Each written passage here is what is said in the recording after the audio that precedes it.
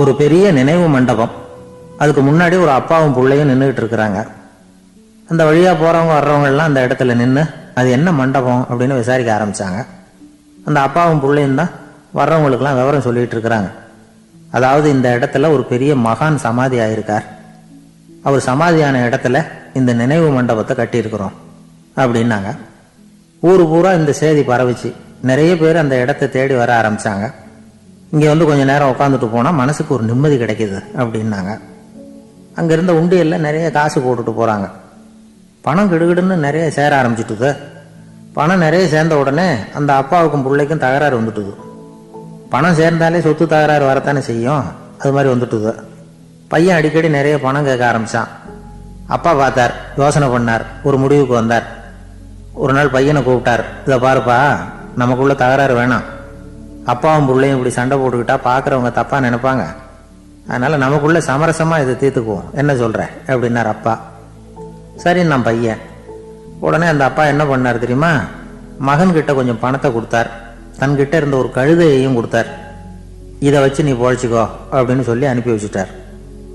மகன் அந்த கழுதையை இழுத்துக்கிட்டு அடுத்த ஊருக்கு போனான். வழியிலேயே அந்த கழுதை செத்து போச்சு. உடனே என்ன பண்ணலாம்னு யோசனை பண்ணான். ஒரு ஐடியா வந்தது. அந்த கழுதையை ஒரு சாலை ஓரமாக புதைச்சான். கையில் இருந்த பணத்தை வச்சு அந்த இடத்துல ஒரு கல் மண்டபம் கட்டினான். அந்த வழியாக 2 பேர் வந்தாங்க. இது என்ன மண்டபம்னு விசாரிச்சாங்க. இந்த இடத்துல ஒரு பெரிய மகான் சமாதி ஆயிருக்கிறார் அப்படின்னா. இந்த செய்தி ஊர் பூரா பரவ ஆரம்பிச்சுட்டுது. நிறைய பேர் வந்து போக ஆரம்பிச்சாங்க. இங்கே வந்தால் மனசுக்கு ஒரு பெரிய நிம்மதி கிடைக்குது அப்படின்னு வேற சொல்ல ஆரம்பிச்சாங்க. வர வர கூட்டம் அதிகமாக வர ஆரம்பிச்சுட்டுது. உண்டியலில் பணம் நிறைய சேர்ந்துட்டுது. நகையெல்லாம் கூட கழட்டி காணிக்கையாக போட ஆரம்பிச்சுட்டாங்க. அப்பாவை விட மகன் பெரிய ஆளாயிட்டான். இதை கேள்விப்பட்டார் அப்பா. பையனை பார்த்துட்டு வரலாம்னு ஒரு நாள் புறப்பட்டு வந்தார். பையன் ஓஹோன்னு இருக்கிறான். பங்களா, காரு எல்லாம் வந்துட்டுது. எப்படிடா இந்த அளவுக்கு ஆனே அப்படின்னு விசாரிச்சார். அப்பா, எல்லாம் உங்கள் ஆசீர்வாதம் தான். நீங்கள் கொடுத்த மூலதனத்தை வச்சு தான் இவ்வளவும் சம்பாதிச்சேன் அப்படின்னு நான் பையன். அது எப்படிறான்னு விசாரிச்சார். அப்பா, நீங்கள் ஒரு கழுதை குட்டியும் கொஞ்சம் பணமும் என்கிட்ட கொடுத்து அனுப்பி வச்சிங்க. அதை எடுத்துக்கிட்டு வந்தேன். வர்ற வழியில் அந்த கழுதை செத்து போச்சு. உடனே யோசனை பண்ணேன். அந்த கழுதையை இந்த இடத்துல புதைச்சேன். கையில் இருந்த பணத்தை வச்சு மண்டபம் கட்டினேன். மகான் ஒருத்தர் சமாதி ஆயிருக்கார் அப்படின்னு வதந்தியை கிளப்பி விட்டேன். ஜனங்கள்லாம் ஏமாந்து போய் காசை கொண்டாந்து போட ஆரம்பிச்சிட்டாங்க. நான் பொழைச்சிக்கிட்டு இருக்கிறேன் அப்படின்னா. இப்போதான்டா நீ என் புள்ள அப்படின்னு சொல்லி சந்தோஷப்பட்டாரான் அந்த அப்பா. ஏன் அப்படி சொல்கிறீங்கன்னு கேட்டிருக்கான் பையன். கழுதை குட்டியை புதைச்சி மண்டபம் கட்டியிருக்கிற நீ, ஏற்கனவே நம்ம ஊரில் நாம் கட்டியிருக்கிறோமே மண்டபம், அது இந்த கழுதையோட அம்மாவை புதைச்ச இடம். மகான் சமாதி ஆயிருக்காருன்னு நானும் சும்மா கப்ஸா தான் விட்டுக்கிட்டு இருக்கேன் அப்படின்னாரான் அப்பா. முட்டாள் ஜனங்களை நினைச்சி அந்த 2 பேரும் சத்தம் போட்டு சிரிச்சாங்களாம். மனுஷன் ஏமாத்துறது ரொம்ப சுலபம். என் கூட படித்த ஒருத்தன் திடீர்னு ஒரு நாள் எல்லாருக்கும் அருள் வாக்கு சொல்ல ஆரம்பிச்சுட்டான். அவன் ஒரு ஆஃபீஸ்லேயும் வேலை பார்க்குறான். ஆஃபீஸில் உள்ளவங்கெல்லாம் அவங்ககிட்ட வந்து அருள் வாக்கு கேட்குறது வழக்கம். ஒரு நாள் நான் அவன் முன்னாடி போய் உட்காந்து பேசிக்கிட்டு இருந்தேன். அப்போ அதே ஆஃபீஸில் வேலை பார்க்குற ஒருத்தர் அவங்ககிட்ட வந்து, சுவாமி, என் மேஜையில் வச்சுருந்த பேனா திடீர்னு காணாமல் போட்டுது, அது திரும்ப கிடைக்குமா எனக்கு அப்படின்னு கேட்டார். இவன் கண்ணை உருட்டி பார்த்துட்டு, அது உனக்கு கிடைக்காது, புதுசாக வேற ஒன்று வாங்கிக்கப்போ அப்படின்னா. சரின்னு அவர் போயிட்டார். அவர் போனதுக்கப்புறம் நான் மெதுவாக இவனை பார்த்து, அது எப்படிரா அது உனக்கு கிடைக்காதுன்னு அவ்வளோ உறுதியாக அவர்கிட்ட சொன்னேன் அப்படின்னு கேட்டேன். இவன் மெதுவாக என் காதுகிட்ட வந்து, அந்த பேனாவை கிளப்புனதே நான் தான் அப்படிங்கிறான். இங்கே இருக்கிற எல்லோருக்கும் வணக்கம். நான் அதிகமாக இந்தியாவை விட்டு வெளிநாடு எதையும் இதுவரை பார்க்காதவன். இப்பொழுதுதான் சமீபத்தில் தான் முதல் தடவையாக உங்கள் ஊருக்கு வந்திருந்தேன், சில காலங்களுக்கு முன்னால். இப்பொழுது 2வது தடவையாக இங்கே வர்றேன். இது ரொம்ப மகிழ்ச்சிகரமான ஒரு நாள். மகிழ்ச்சிகரமான சூழ்நிலையில் உங்களை எல்லாம் சந்திக்கிறதுல எனக்கு ரொம்ப மகிழ்ச்சி. ஏன்னா தேசிய தின மகிழ்ச்சி கொண்டாட்டத்திலே நீங்கள் எல்லாம் கலந்து கொண்டிருக்கிறீர்கள். நேற்று நானும் அந்த தொலைக்காட்சியிலே அந்த அணிவகுப்பு எல்லாத்தையும் பார்த்தேன். எந்த அளவுக்கு ஒற்றுமையாக செயல்பட்டால் எதையும் வெல்லலாம் அப்படிங்கிறதுக்கு ஒரு உதாரணமாக இந்த நாட்டில் இருக்கிற நீங்கள் எல்லாம் உழைத்து கொண்டிருக்கிறீர்கள். அது எனக்கு ரொம்ப மகிழ்ச்சி. இப்படி ஒற்றுமையாக இருந்தால் எவ்வளோ பெரிய வியாதியை கூட விரட்டி போடலாம் அப்படிங்கிறது மாதிரி நிரூபித்திருக்கிறீர்கள். அதனால் உங்களெல்லாம் சந்திக்கிறதுல எனக்கு ரொம்ப மகிழ்ச்சி. எனக்கு இது மாதிரி இவ்வளவு பெரிய கூட்டத்தில் என்னோட வந்திருக்கிற பெரியவர்கள் பேசி பழக்கம். நான் அதிகமான கூட்டத்தில் பேசி பழக்கம் இல்லை. ஆனால் ரேடியோவில் ஒரு 20-25 வருஷம் பேசியிருக்கிறேன். அதனால் எனக்கு எதிரில் கூட்டமே இல்லாமல் பேசி தான் பழக்கம். அது வெறும் மைக்கு மட்டும் இருக்கணும், எதிரில் யாரும் இருக்கக்கூடாது. அப்படியே ரேடியோவில் பேசி பழக்கப்பட்டதுனால ஒரு பெரிய பிரம்மாண்டமான கூட்டத்தை பார்த்தது எனக்கே ஒரு மாதிரியாக இருக்குது. அதனால் கூட்டம் இல்லாமல் எனக்கு இப்போ கூட நீங்கள் எல்லோரும் எழுந்திரிச்சு வெளியில் போயிட்டால் ரொம்ப நல்லா பேசுவேன். நீங்கள் வெளியில் இருந்துட்டு கேட்கணும், ஏன்னா அப்படியே பழகி போச்சு. இருந்தாலும் இதில் எனக்கு என்னென்னா, இப்போ தமிழ்நாட்டில் நான் பலதரப்பட்ட கூட்டத்தில் பேசி சமீப காலத்தில் பேசியிருக்கிறேன். இந்த எல்கேஜி யூகேஜி படிக்கிற குழந்தைகள் முன்னாடி என்ன பேச சொல்லுவாங்க, எல்கேஜி யூகேஜி அந்த குழந்தைகள். அப்போ நான் எப்போ முடிக்கணுங்கிறது எனக்கு தெரியும், ஏன்னா அதுக்கு ஒரு அறிகுறி. அந்த குழந்தை என்ன பண்ணணும்னா மொதல் வரிசையில் இருக்கிறது அப்படி தரையை கீறும். கேச்சுன்னா அது போதும் அப்படின்னு அதுக்கு முடிச்சுக்கோன்னு அர்த்தம். அதை பார்த்து தான் நான் முடிச்சுக்கிறது வழக்கம். கொஞ்சம் பெரிய ஹைஸ்கூல்னால் யாராவது பசங்க 2-3 பேர் கொட்டாவி விடுவாங்க, அதை பார்த்து அதை முடிச்சுக்கிறது வழக்கம். கல்லூரின்னா விசில் அடிப்பாங்க யாராவது 1-2 பேர். இப்படி எனக்கு பலதரப்பட்ட எப்போ முடிக்கணுங்கிறதுக்கு அப்படிலாம் அறிகுறி உண்டு. எனக்கு ரொம்ப பிடிச்சது என்னென்னா, இந்த முதியோர் இல்லங்கள் இருக்குது பாருங்கள். முதியோர் இல்லம், பென்ஷனர் அசோசியேஷன்லாம் இருக்குது தமிழ்நாட்டில். எல்லாம் 60-70 வயசுக்கு மேற்பட்டவர்கள். அவங்க கூட்டத்தில் பேசுகிறது தான் எனக்கு ரொம்ப பிடிக்கும். ஏன்னா நான் பாட்டுக்கு பேசிக்கிட்டே இருப்பேன், அவங்களும் அசையாமல் கேட்டுக்கிட்டு இருப்பாங்க. அதுக்கு என்ன காரணம்னா, காது கேட்காது. அது எனக்கு அப்புறம்தான் தெரியும். பேசி முடிச்சுட்டு இறங்கி போனால் அந்த மொதல் பெஞ்சில் உட்காந்துருக்கிற ஒரு நாற்காலில், என்ன சார் முடிச்சிட்டிங்க போல் இருக்கு அப்படிம்பார்.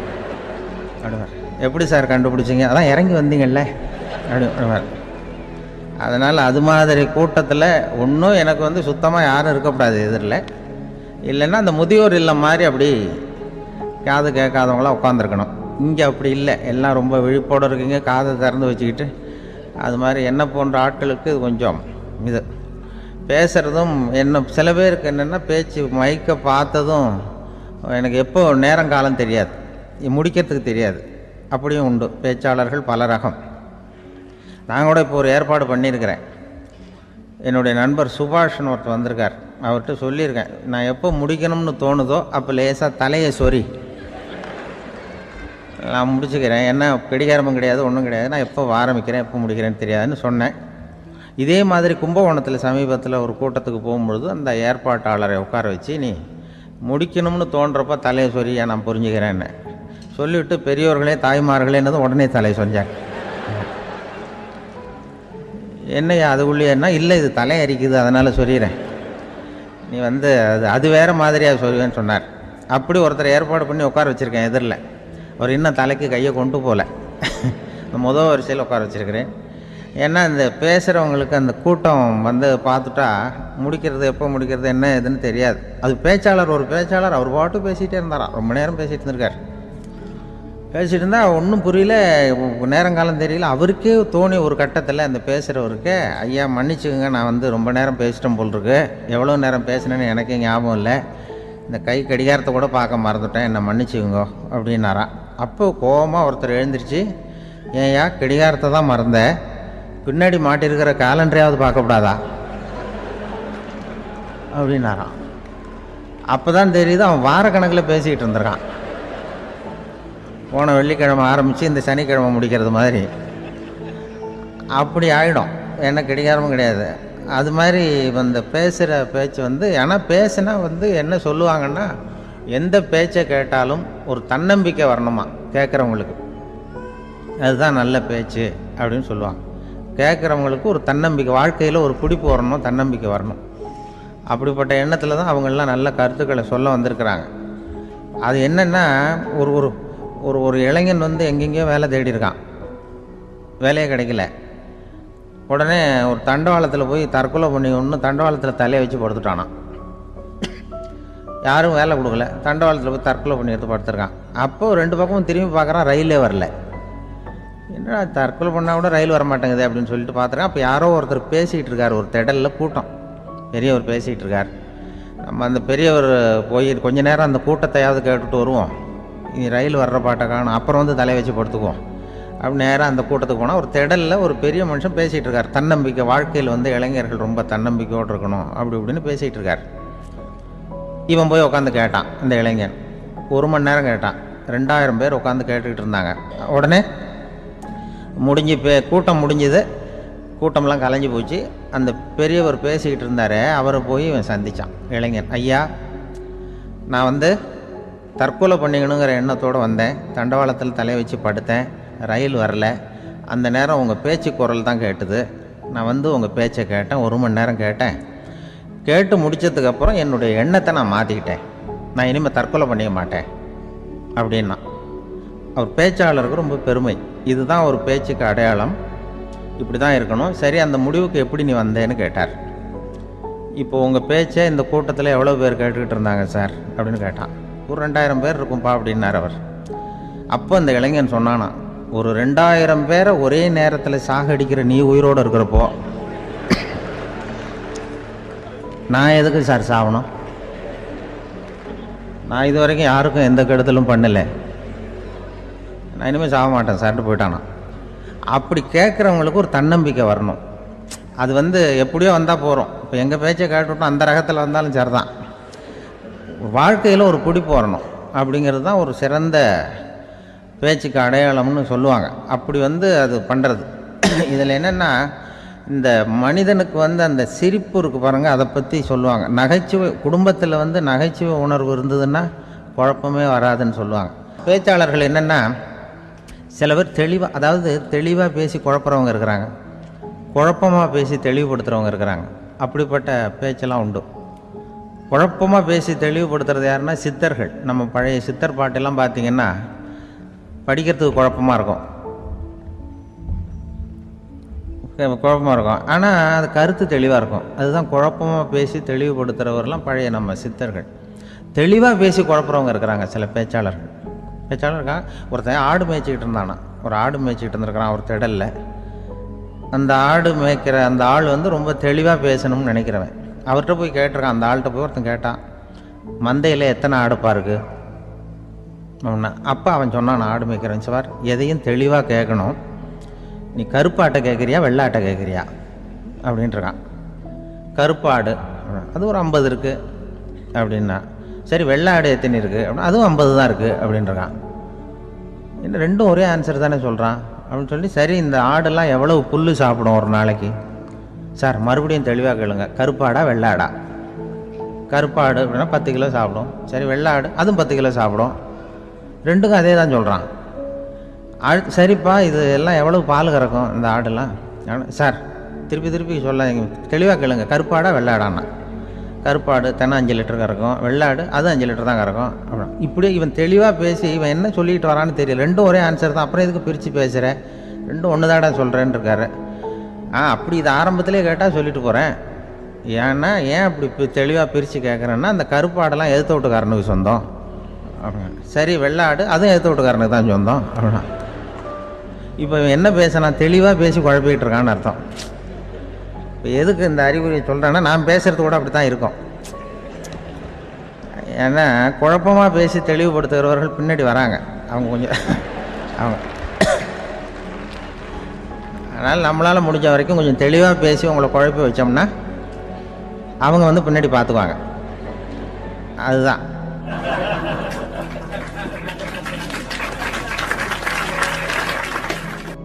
எனக்கு எங்கள் ஊர்லேயே ஒரு பேர், எங்கள் ஊர் நண்பர்கள் கூட இங்கே வந்திருக்கிறாங்க. எங்கள் ஊரில் இருக்கிறவங்க இந்த ஊரில் வேலை பார்க்குறாங்கங்கிறது எங்கள் ஊர் பக்கத்து ஊர் இப்போ தான் தெரியும். வந்த பிறகு நண்பர்கள்லாம் வந்து பார்த்தாங்க. எங்கள் ஊர் பையங்கள்லாம் இங்கே இருக்கிறாங்கங்கிறது எனக்கு இப்போ தான் தெரியும். எங்கள் ஊரில் அவங்களுக்கு தெரியும் எனக்கு பேர் என்னென்னா, எல்லாம் நல்லா செய்வேன், கொஞ்சம் பொய் சொல்லுவேன் அப்படிம்பாங்க. அதுக்கு இப்போவும் சொல்லுவாங்க. எங்கள் ஊரில் ஒரு பெரியவர் கேட்டார், உனக்கு சின்ன வயசுலேயே உனக்கு ரேடியோவில் வேலை கிடைக்கும்னு எனக்கு தெரியும்ப்பா அப்படிம்பார் ஒரு தாத்தா. அது எப்படி தாத்தா உங்களுக்கு தெரியும், அவ்வளோ தீர்க்க தரிசனமா? ஆனால் இல்லை நீ சின்ன வயசில் கூட ஒரு பொய்யை கூட நிஜ மாதிரி பேசுவேன், அதனால தான் உனக்கு அங்கே வேலை கிடச்சிது அப்படின்னு சொல்லுவாங்க. அது மாதிரி இந்த பொய் சொல்கிறதுல கொஞ்சம் அதுதான் என்கிட்ட உள்ள குறையை தவிர, கொஞ்சம் பொய் சொல்லுவேன், வேறு மற்றதெல்லாம் தெளிவாக இருக்கும். இதுவே சொன்னாராம். அதாவது கடவுள்கிட்ட போய் புகார் பண்ணாங்களாம். கடவுள்கிட்ட போய் ஒருத்தர் புகார் பண்ணியிருக்கிறார், நீ படைத்த மனுஷன்லாம் பூலோகத்தில் பொய் சொல்கிறாங்க, ரொம்ப எல்லாரும் பொய் சொல்கிறாங்க, நீ படைத்த மனுஷன் சரியா இல்லை அப்படின்னு கடவுள்கிட்ட போய் புகார் பண்ணாங்களாம். அப்போ கடவுள் சொன்னாராம், என்னை யாரும் ஏமாற்ற முடியாதுப்பா, நான் அதுக்கு ஒரு ரிமோட் கண்ட்ரோல் மாதிரி ஒன்று வச்சுருக்கேன், இங்கே பாரு, எதிர்த்தாவில் பாரு, என்ன தெரியுது அப்படின்னா பிரம்மாண்டமான செவுரு, அதில் லட்சக்கணக்கான எலக்ட்ரிக் பல்புலாம் சொருவிருக்கு, அதெல்லாம். அப்போ கடவுள் சொன்னாராம், புகார் சொன்னவனை கூப்பிட்டு, இதை பாருப்பா, எலக்ட்ரிக் பல்பு, பூலோகத்தில் நாம் படைத்த மனிதர்கள் யாராவது பொய் சொன்னால் இங்கே விளக்கு எரியும், எந்த ஏரியாவில் எவ்வளவு விளக்கு எரியுது அப்படிங்கிறத பார்த்து நான் கண்டுபிடிச்சிருவேன், நான் படைத்த மனிதர்களை என்னை ஏமாற்ற முடியாது, எவ்வளவு பேர் எங்கே பொய் சொல்கிறாங்கிறது இந்த விளக்கை பார்த்து கண்டுபிடிச்சிருவேன் நான் கடவுள். இப்படி சொல்லிகிட்டு இருக்கும்பொழுது எல்லா விளக்கம் எரிஞ்சுதான். அப்போ புகார் பண்ணவங்க கேட்டிருக்கான், இது ஏதாவது ஒயரிங்கில் கோளாறாக இருக்குமா சார், இது ஏன் இப்படி எல்லாம் எரியுது அப்படிங்கிறப்ப கடவுள் சொன்னாராம், இல்லை இப்போ பொறு, இப்போ சிங்கப்பூரில் தென்கட்சி சுவாமிநாதன் பேசிக்கிட்டு இருக்காரு, இன்னும் ஒரு 15-20 நிமிஷத்தில் சரியாக போடும் அப்படின்னாராம். அப்படி சொல்லுவாங்க என்னை பற்றி கொஞ்சம் பொய் சொல்கிறதுங்கிறது, அதுக்காக உங்ககிட்ட பொய் சொல்ல முடியாது. நான் பொய் சொல்கிறதுனா அந்த முன்னாடி சொன்ன முதியோர் இல்லம் அங்கே வேணால் சொல்லலாம், எதை சொன்னாலும் கேட்க போகிறதில்ல, அப்படி சொல்லலாம். ஏன்னா இப்போ இதில் என்னென்னா, இவங்க ஐயாக்கெல்லாம் இங்கே வந்ததும் பெரியவங்கள்லாம் சொன்னாங்க, முஸ்தபா சார்லாம் சொன்னார், இங்கே முன்னாடிலாம் எங்கள் மனிதர்கள் எந்த அளவுக்கு இப்போ ரொம்ப ஆக்கபூர்வமாக வளர்ந்துருக்கிறார்கள். முன்னாடிலாம் சினிமா நடிகர்களுக்கு தான் இது மாதிரி கூட்டங்கள்லாம் வரும், சினிமா சம்மந்தப்பட்டவங்களுக்கு இது மாதிரி ஏதாவது நல்ல விஷயங்களை பேசுகிறவங்களுக்கு கூட்டம் வர்றது ஒரு பெரிய ஆரோக்கியமான அறிகுறி, எங்களுக்கெல்லாம் ரொம்ப மகிழ்ச்சியாக இருக்குது சார்னு சொன்னார். அது இப்போ அதுக்கு தான் வந்திருப்பீங்க, வேறு ஒன்றும் இப்போ எங்கள் முகத்துக்காக வந்திருக்க போகிறீங்க, அப்படி ஒன்றும் கவர்ச்சியான முகமா அதுவும், அதனால் முகத்தை பார்க்குறதுக்கு தான் வந்திருக்கிறாங்க அப்படின்னு சொல்லி. ஆனால் இந்த ரேடியோவில் நான் கொஞ்ச காலம் வெளியில் தெரியாமல் இருந்தேன். அப்போ என்ன பண்ணுவாங்கன்னா, என்ன வருவாங்க, எங்கள் ரேடியோ ஸ்டேஷனுக்கு வருவாங்க, சார் அந்த தினம் ரேடியோவில் பேசுகிறாரே இன்று ஒரு தகவல், அவர் முகத்தை பார்த்துட்டு போகணும் சார் அப்படின்ட்டு வருவாங்க. ஏன்னா இப்போ தொலைக்காட்சியில் வர்றதில்லை, அதில் என்னென்னா அப்படி ஒரு தடவை வர்றவங்க அடுத்த தடவை வர்றதில்லை. அப்போ தான் புரியுது, ஓஹோ அவங்க ஆள் யாருன்னு தெரிஞ்சுக்கிறதுக்கு தான் வராங்க, வேறு ஒன்றும் ஒரு பெரிய கவர்ச்சி. அதனால் இந்த கூட்டம் ஏதோ அவருடைய கவர்ச்சின்னா அவர் ஐயா சுகிசிவம் கொஞ்சம் கவர்ச்சியாக தெரிகிறார், அதனால் அவருக்காக வந்த கூட்டமாக வேணா இருக்கலாம், வேறு எனக்கு அந்த நம்பிக்கை இல்லை. ஐயா சாலமன் பாப்பாவுக்கு சுத்தமாக அந்த நம்பிக்கை இருக்காது. அதனால் நாங்கள் ஏமாந்து போட மாட்டோம், ஏதோ எங்களை பார்க்க தான் வந்திருக்கிறாங்க எல்லோரும் அப்படின்னு.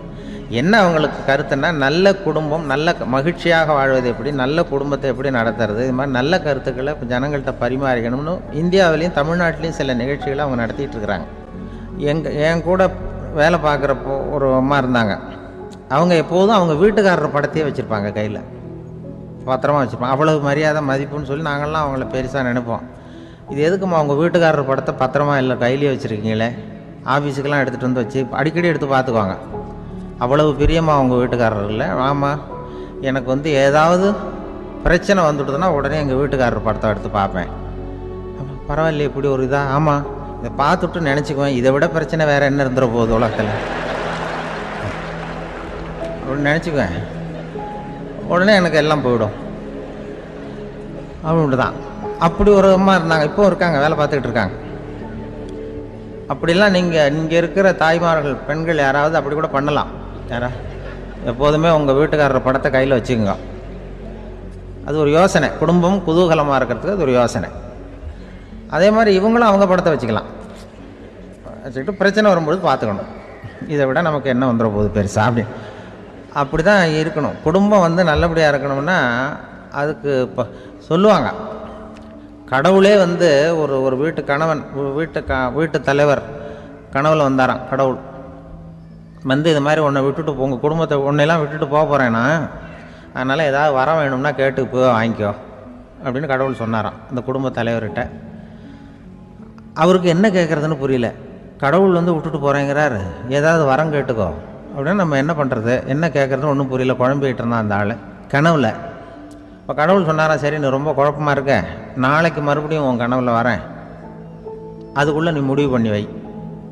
உனக்கு என்ன வரம் வேணுமோ கேட்டு வாங்கிக்கோ, உனக்கு வரம் கொடுத்துட்டு நான் போயிடுறேன், உன்னை விட்டுட்டு போகிறதா நான் முடிவு பண்ணிட்டேன் அப்படின்ட்டுருக்காரு கடவுள். சரி, ஒரு நாள் அவகாசம் கொடுங்க, நாளைக்கு நான் அதுக்குள்ளே முடிவு பண்ணி வைக்கிறேன்ட்டு அவர் வந்தார். மறுநாள் முழிச்சுக்கிட்டார். முழிச்சுக்கிட்டு மனைவி, மகன், மக்கள் எல்லாரையும் கூப்பிட்டார், குடும்பத்தில் எல்லாரையும்.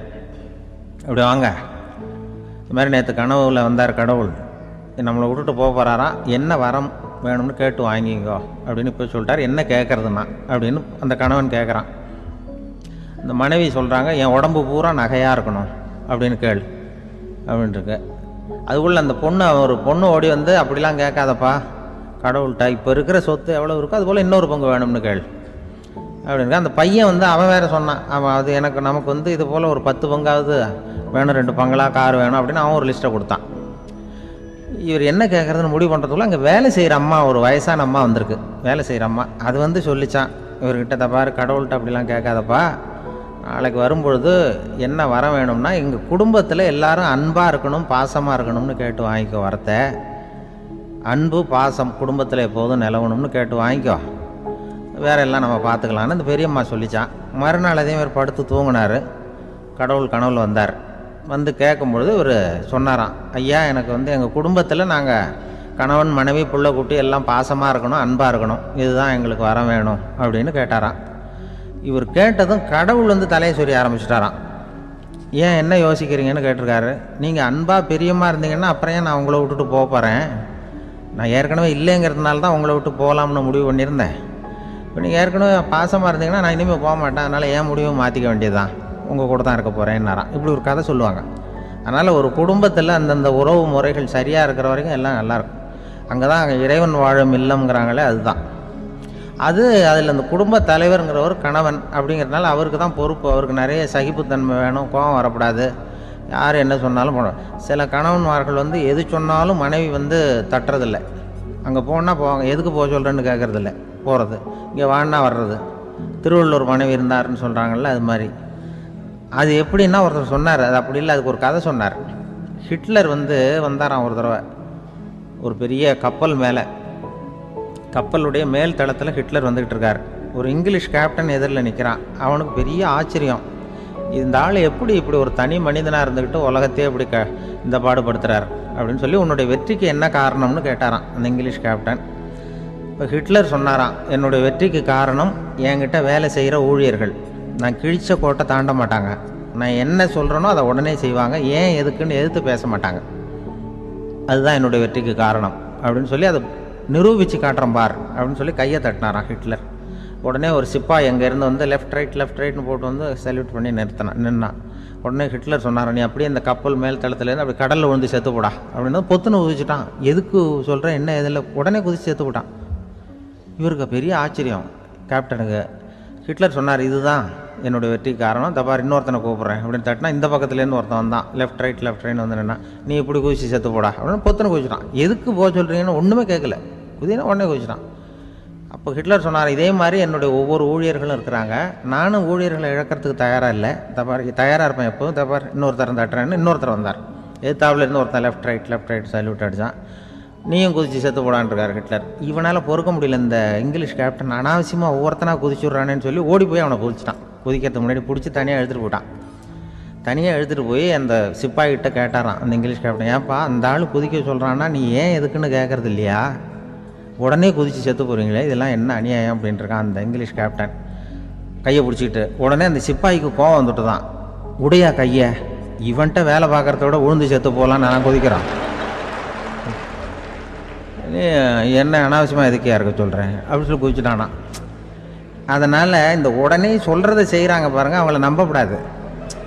கணவன்மார்களுக்கு ஒரு எச்சரிக்கை, சொல்கிறத உடனே செஞ்சுருவாங்க மனைவி, நீ அங்கே போனால் போங்க வரணும் அது ஹிட்லர் மாதிரி நினைக்கிறாங்கன்னு அர்த்தம். இதுகிட்ட பேசிக்கிட்டு இருக்கிறத விட சொல்கிறத செஞ்சுட்டு போடுவோமே, அப்படி சமாளிக்கிற கணவன்மார்கள் உண்டு. குடும்பத்தில் வந்து அப்படிலாம் இருந்து சமாளிக்கிறாங்க.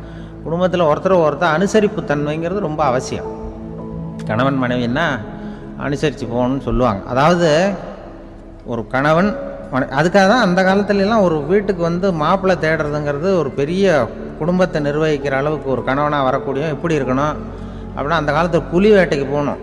ஒரு பொண்ணுக்கு மாப்பிள்ளை தேடுறதுன்னா நம்ம தமிழ் பழக்கம் என்னென்னா, காட்டுக்கு போய் ஒரு புலியை வேட்டையாடிட்டு வரணும்.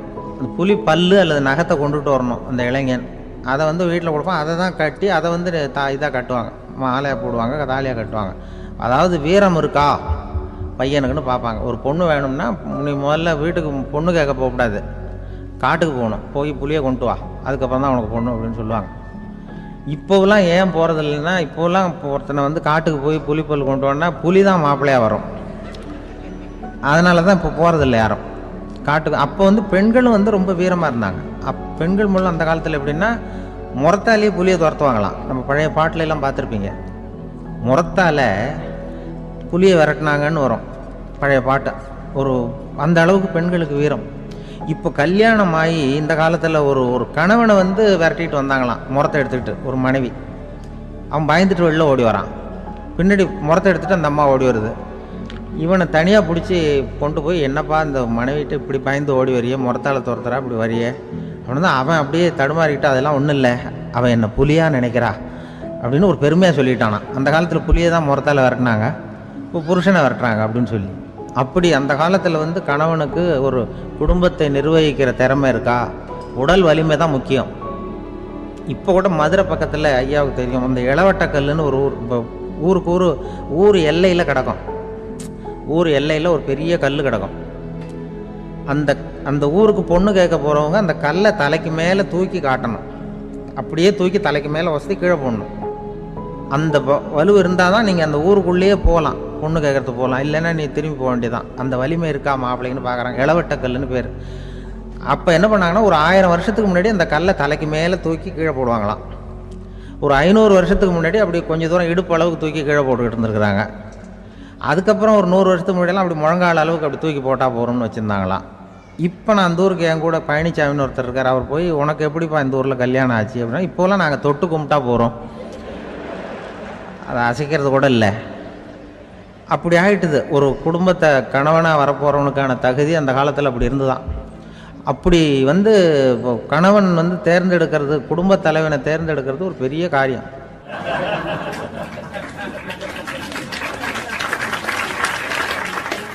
ஒரு பெரிய செல்வந்தர் போட்டி வச்சாராம், ஒரு நீச்சல் குளம், அதில் யார் வேணாலும் குதித்து அந்த பக்கம் போய் கரையேறலாம். அந்த நீச்சல் குளத்தில் விஷப்பாம்புலாம் கிடக்கு. யார் துணிஞ்சி அந்த விஷப்பாம்பு இருக்கிற குளத்தில் குதித்து அந்த பக்கம் போய் கரையேறானோ அவனுக்கு ஒரு 100 ஏக்கர் நிலம் கொடுப்பேன்.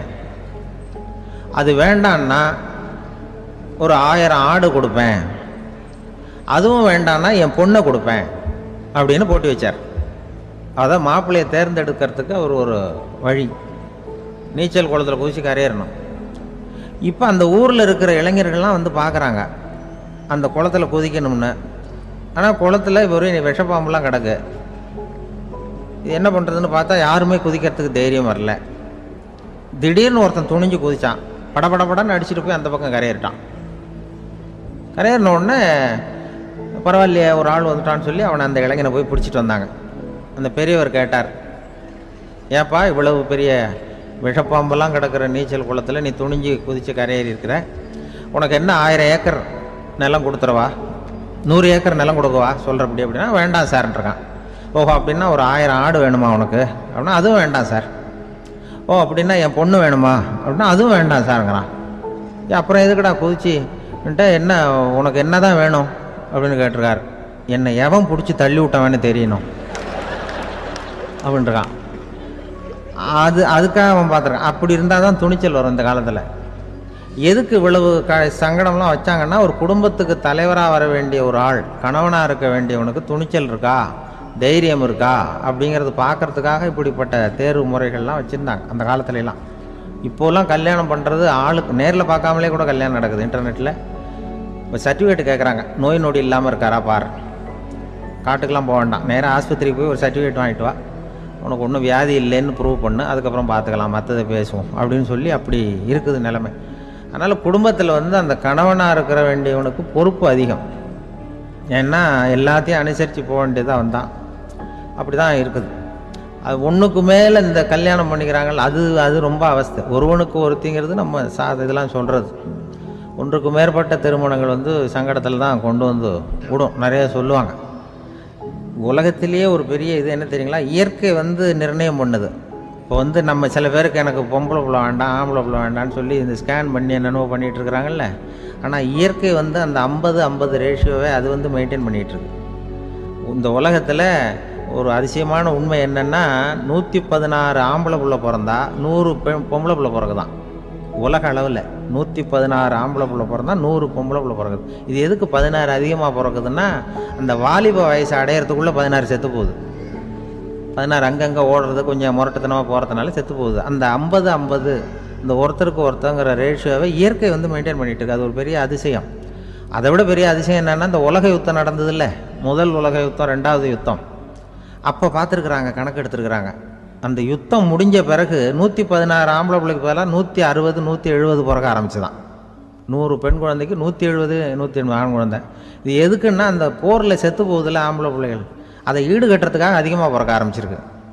அந்த அளவுக்கு வந்து இயற்கை வந்து ஒரு பெரிய ரேஷியோவை மெயின்டைன் பண்ணுது. அதாவது ஒருவனுக்கு ஒருத்திங்கிறத அது சொல்லிகிட்டு இருக்கு. புறாவெல்லாம் வளர்த்திங்கன்னா, நான் கூட புறா வளர்த்துருக்குறேன் ஊரில். புறா வளர்த்திங்கன்னா ஒரு தடவைக்கு 2 முட்டை தான் விடும் ஒரு வீட்டுக்கு. அந்த 2 முட்டையும் குஞ்சு பறிச்சுன்னா அதில் ஒன்று வந்து ஆணாக இருக்கும், ஒன்று பொண்ணாக இருக்கும். அது எந்த முட்டை ஆண் எந்த முட்டை பெண்ணுங்கிறத இயற்கை நிர்ணயம் பண்ணுது. அதை வந்து நம்ம மாற்றவே முடியாது. ரெண்டையும் அந்த பெண்ணாவோ 2 ஆணாவோ மாற்ற முடியாது நம்ம. அதனால் அந்த இயற்கையை புரிஞ்சுக்கிட்டு நாம் நடந்துக்கணும். அதனால தான் ஒரு கணவன் ஒரு மனைவி, அதான் ஒருத்தருக்கு ஒருத்தங்கிறது. ஒன்றுக்கு மேலேனா சங்கடம் தான். ஒரு பஸ்ஸில் வந்து ரெண்டு பெண்கள் வந்துக்கிட்டு இருந்தாங்களாம். பஸ்ஸு பிரயாணம். 2 பெண்கள் வந்து பக்கத்தில் உட்காந்துருக்காங்க. அந்த கண்டக்டரை கூப்பிட்ருக்காங்க, இங்கே வாயா அப்படின்னு அந்த ஒரு அம்மா கூப்பிட்ருக்கு. என்னம்மா அப்படின்ட்டுருக்கார். வந்து இந்த ஜன்னலை திறந்து விட்டு போ அப்படின்னு. சரின்னு பக்கத்தில் இருந்த ஜன்னலை திறந்து விட்டு அவர் போயிட்டார். பக்கத்தில் இருந்தாமா உடனே இங்கே வாயா மறுபடியும் வாயான்னு கூப்பிட்ருக்கு. வந்து என்ன இந்த ஜன்னலை மூடிவிட்டு போ அப்படின்ட்டுருக்கு. மூடிவிட்டு போனார். மறுபடியும் அந்த முன்னாடி கூப்பிட்டது வாமா வாயான்னு மறுபடியும் கண்டக்டரை கூப்பிட்டு, என்ன இந்த பார், இந்த ஜன்னலை வந்து நீ மூடி வச்சின்னா நான் மூச்சு திணறி செத்து போடுவேன். அப்புறம் உடனே பக்கத்தில் இருந்தம்மா தபாரியா அந்த அம்மா பேச்சை கேட்டுட்டு நீ திறந்து வச்சின்னா நான் குளிர் தாங்காமல் செத்து போடுவேன் அப்படின்ட்டு. அவர் தலையை பிச்சுக்கிறார் கண்டக்டர்.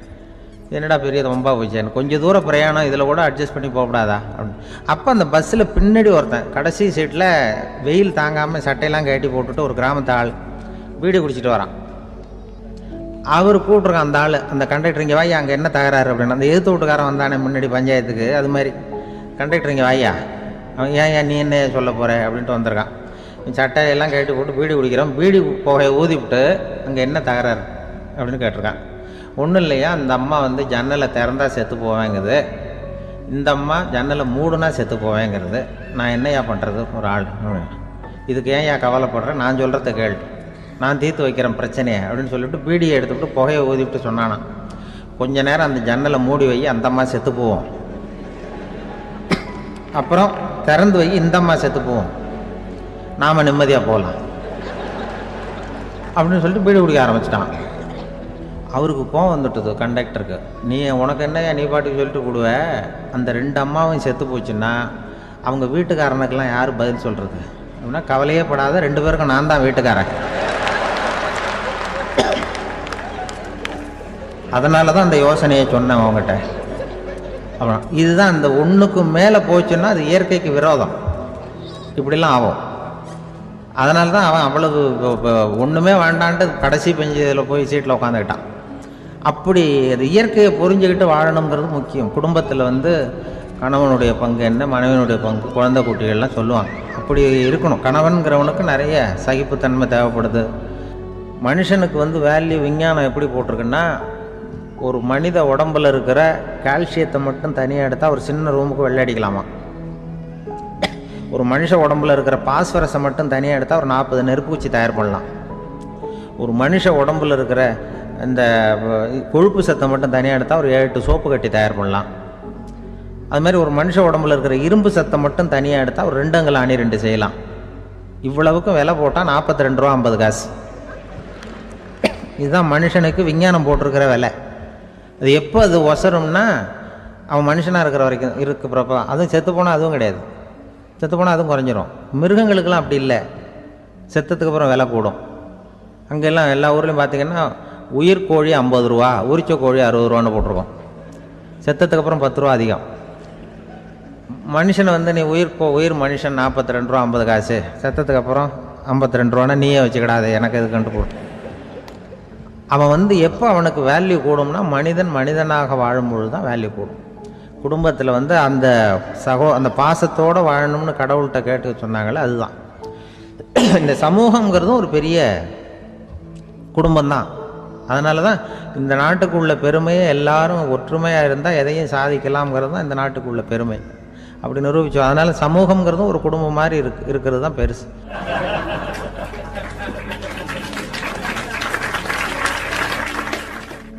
மனித நேயம்ங்கிறத பற்றி சொல்லுவாங்க. மனித நேயம் ஏன்னா ஒரு கணவனாக இருக்கணும், மனைவியாக இருக்கணும்.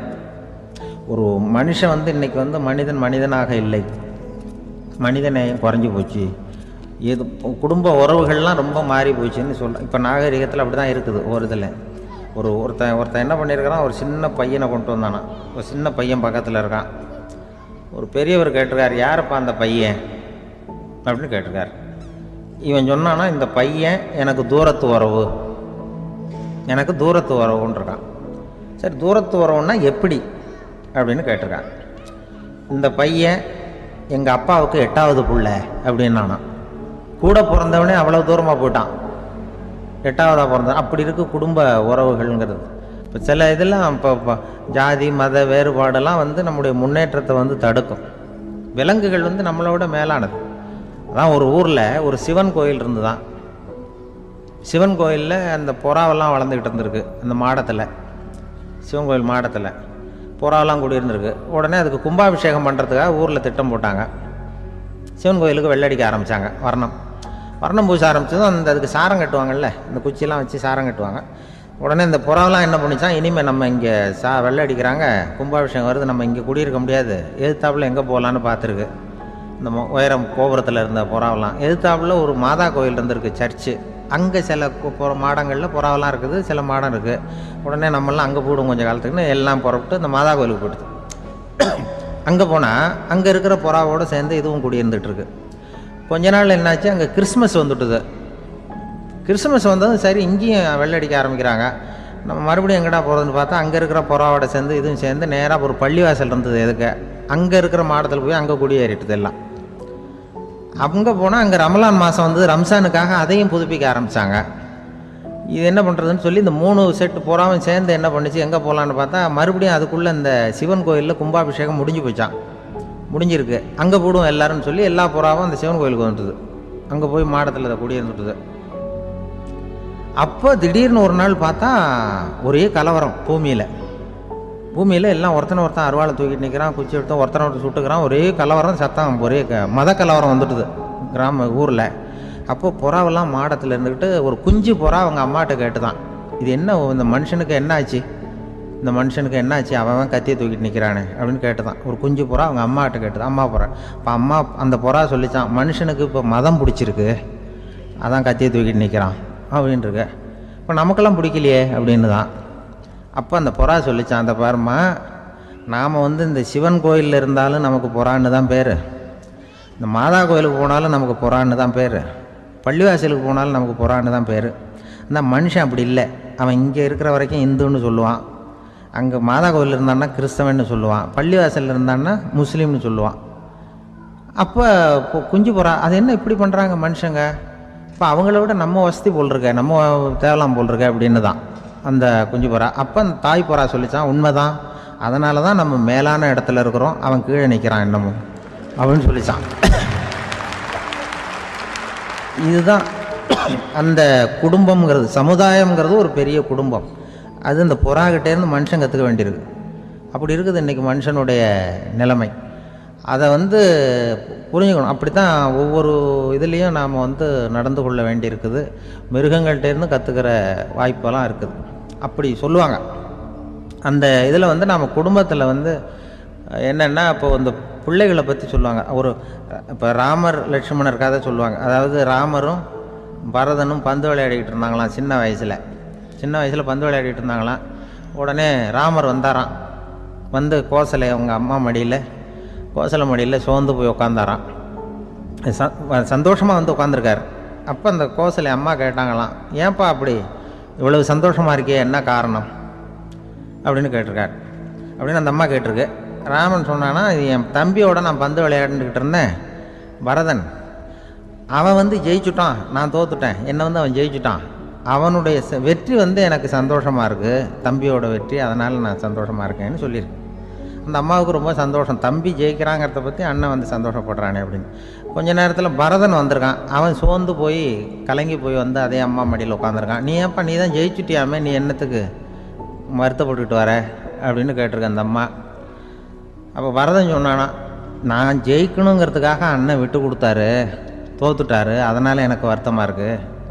உண்மையில் அவர் தான் ஜெயிச்சிருக்க வேண்டியது, எனக்காக விட்டு கொடுத்தாரு, அதனால் நான் வருத்தப்படுறேன்னா. அப்போ அந்த அம்மா சொல்லிச்சான், இப்படி தான் தம்பியினுடைய வெற்றி அண்ணனை சந்தோஷப்படுத்துது, அண்ணனுடைய தோல்வி வந்து தம்பியை வருத்தப்பட வைக்குது. இப்படி தான் இருக்கணும் அண்ணன் தம்பின்னா, அப்படி தான் குடும்பத்தில் இருக்கணும்னு சொல்லி அந்த அம்மா சொன்னதாக சொல்லுவாங்க ராமாயண கதை. அதே போல் இப்போ இதில் வரும், நபிகள் நாயகத்தினுடைய பேரர்கள் பாத்திமாவனுடைய பிள்ளைகள் 2 பேர், ஹசன் ஹுசைன் 2 பேர் நபிகள் நாயகத்தினுடைய பேரன்மார்கள். அன்னை பாத்திமாவனுடைய குழந்தைகள். ஹசனும் ஹுசைனும் பேசிக்கிறதே இல்லையா கொஞ்ச நாள். இந்த அம்மாவுக்கு அதை பார்க்குறாங்க, ஏதோ அண்ணன் தம்பிக்குள்ளே ஏதோ தகராறு போல் இருக்கு, ஏன் பேசிக்க மாட்டேங்கிறாங்க அப்படின்னு சொல்லி அந்த பிள்ளைகளை கூப்பிட்டு வச்சு அந்த அம்மா புத்தி சொல்லிச்சான். இதை பாருப்பா, நீ வந்து அண்ணன் தம்பிக்குள்ளே இது மாதிரி இருக்கக்கூடாது. உங்கள் பாட்டனார் ஒரு புத்திமதி சொல்லியிருக்காரு, உனக்கு தெரியுமா? ஒரு முஸ்லீம் இன்னொரு முஸ்லீமோடு 3 நாட்களுக்கு மேல் பேசாமல் இருந்தால் அது அவனை கொலை செய்வதற்கு ஒப்பாகும் அப்படின்னு நபிகள் நாயகம் சொல்லியிருக்கார், தெரியுமா உனக்குன்னு அந்த அம்மா சொல்லிச்சான். அப்போ அந்த தம்பிக்காரர் சொன்னாராம், ஹுசைன் சொல்லியிருக்கார், அதுவும் எனக்கு தெரியும். அதே தாத்தா பாட்டனார் என்ன சொல்லியிருக்காருன்னா, அந்த 2 பேரில் யார் முதல்ல சலாம் சொல்கிறாங்களோ, யார் முதல்ல முன்னாடி பேசுகிறாங்களோ அவங்களுக்கு சொர்க்கம் கிடைக்கும், இறைவனுடைய ஆசி கிடைக்கும்னு சொல்லியிருக்கிறார். அந்த ஆசி அண்ணனுக்கு கிடைக்கட்டுமேங்கிறதுக்காக நான் பேசாமல் இருக்கிறேன் அப்படின்னா. அந்த ராமனும் பரதனும் எப்படி இருந்தாங்களோ அப்படி தான் ஹசனும் ஹுசைனும் இருந்திருக்கிறார்கள். அந்த பாசம்தான் குடும்பத்தில் வேணும். குடும்பத்தில் அண்ணன் தம்பி எப்படி நடந்துக்கணும், அம்மா பிள்ளை எப்படி நடக்கணும் அப்படிங்கிறது தான். ஏன்னா அம்மாவுக்கு வந்து எப்போதுமே பிள்ளைங்கள் வந்து அம்மா பக்கம்தான் இருக்கும். அம்மா பிள்ளைங்க தான் அதிகம். இதில் ஒரு பெரிய நீதிபதி இருந்தார் சென்னையில், உண்மையாக நடந்தது. சென்னையில் ரொம்ப காலத்துக்கு முன்னாடி காந்தி இருந்த காலத்தில் சென்னையில் ஒரு நீதிபதி, அவர் ஒரு நாள் கோர்ட்லாம் விட்டு ரொம்ப கஷ்டப்பட்டு ராத்திரி சும்மா போய் உடனே வீட்டுக்கு வரல. கோர்ட்டினுடைய நடவடிக்கை முடிஞ்சு வீட்டுக்கு வராமல் போய் எங்கெங்கேயோ போய் சுற்றிவிட்டு அந்த நண்பர்களோடு அப்படி உல்லாசமாக அப்படி கொண்டாடிவிட்டு நடுராத்திரிக்கு வந்திருக்கிறாரு வீட்டுக்கு 1 மணிக்கு. அப்போ அந்த வயசான அம்மா வாசல்லையே காத்துக்கிட்டு இருக்கு. உள்ளே போச்சு நீதிபதி இன்னும் வந்து சேரலேன்னு வாசல்லையே நின்றுட்டு இருந்துதான். அப்போ அது வந்த உடனே பலார்னு அரைஞ்சி விட்டாங்களாம் அந்த அம்மா. ஏன்டா அவ்வளோ தூரம் எங்கே போனேன், என்ன தான் நீதிபதியாக இருந்தாலும் அவங்களுக்கு புள்ள தானே, பலார்னு அரைஞ்சி விட்டாங்க. உடனே அவர் கலங்கி போய் அழுதாராம்.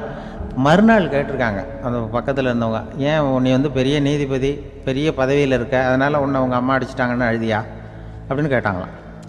அப்போ அவர் சொன்னாராம் நீதிபதி, இல்லை நான் வந்து இது மாதிரி எங்கள் அம்மாக்கிட்ட அடிக்கடி அடி வாங்குவேன், எப்போதும் அவங்க அடிக்கிற அடி பலமாக விழும், இப்போ அவங்க அடித்தது எனக்கு வலிக்கவே இல்லை, அந்த அளவுக்கு அவங்களுக்கு வயசாகிட்டுதே, பலம் குறைஞ்சிட்டுதேன்னு நினச்சி அழுதேன் அப்படின்னு இருக்காராம். அதுதான் புள்ள அம்மா பேரில் உள்ள பாசங்கிறது. இதே போல் நான் சொன்னது மாதிரி முன்னாடி ஒரு இறைநேச செல்வர் ஒருத்தர் இருந்தார். ஒரு அம்மா வந்து எனக்கு அப்பா தண்ணி கொடுப்பா அப்படின்ட்டு படுக்கையில் இருந்த அம்மா. இவர் ஏதோ படிச்சுக்கிட்டு இருந்தவர், ஒரு சின்ன இளைஞர், உடனே ஓடி போய் ஒரு குவளையில் தண்ணி எடுத்துகிட்டு போய் அம்மாவுக்கு முன்னாடி நிற்கிறார். முன்ன அந்த அம்மா அதுக்குள்ளே தூங்கி போச்சு. இவர் அந்த தண்ணியை வச்சுக்கிட்டு அவர் பாட்டு நிற்கிறார். விடிஞ்சு போச்சு. விடிகிற சமயத்தில் அந்த அம்மா முடிச்சு பார்க்குது, பையன் தண்ணியோட கையில் வச்சுட்டு நிற்கிறார். ஏம்மா என்னப்பா நீ ராத்திரி பூரா தண்ணியோடு நின்றுட்டு இருக்கிறியா எனக்கா அப்படின்னு. அப்பா அவர் சொன்னாராம், ஆமாம்மா ராத்திரி தண்ணி தாகமாக இருக்குன்னு கேட்டிங்க, உடனே தண்ணி கொண்டு வந்துட்டேன். ஓடி வந்து பார்க்கும்பொழுது நீங்கள் தூங்கிக்கிட்டு இருந்தீங்க. தூங்கிட்டு இருக்கும்பொழுது உங்களை எழுப்ப வேண்டாம், தூக்கத்தை கெடுக்க வேண்டாம்னு நான் நினச்சேன், அதனால் எழுப்பலை. தூக்கம் முழிக்கிற சமயத்தில் உடனே தாகமாக இருக்கும், தண்ணி குடிக்கணும்னு ஆசைப்படுவீங்க, அதனால் தண்ணியை பக்கத்துலேயே வச்சுக்கிட்டு நிற்கிறேன் அப்படின்னு அந்த இளைஞர் சொன்னாராம். அப்படியே கட்டி பிடிச்சிட்டு நீ பிற்காலத்தில் பெரிய அறிஞராக வருவேன்னு சொல்லி அந்த அம்மா வரணும்னு சொல்லி இறைவனை வேண்டாங்களாம். அவர் தான் இஸ்லாமிய மார்க்கத்தில், தீன் மார்க்கத்தில் பெரிய ஆளானது. அதாவது ஷர்புதீன் யாஹ்யான்னு ஒருத்தர், அவர் பெரிய இஸ்லாமிய பேரறிஞராக வந்தார். இப்படி அம்மா பேரில் பாசமாக உள்ளவங்களாம் இருந்தாங்க நிறைய. அப்படி அந்த குடும்பத்தில் வந்து அந்த பாசம் நேசம் எவ்வளவு இருக்கோ அவ்வளவுக்கு அவர்கள் உயர்வார்கள்ங்கிறது தான் நம்முடைய பெரிய இதெல்லாம் பெரியவங்கள்லாம் சொல்லியிருக்கிறது அதுதான். அதனால தான் அந்த கணவனுடைய பங்கு என்ன, மனைவியினுடைய பங்கு என்ன, பிள்ளைகளுடைய பங்கு என்னங்கிறத பற்றி ரொம்ப விவரமாக சொல்கிறதுக்காக தான் அதை பற்றி நாம் சிந்திக்க வேண்டிய நேரம் இதுங்கிறதுனால தான்.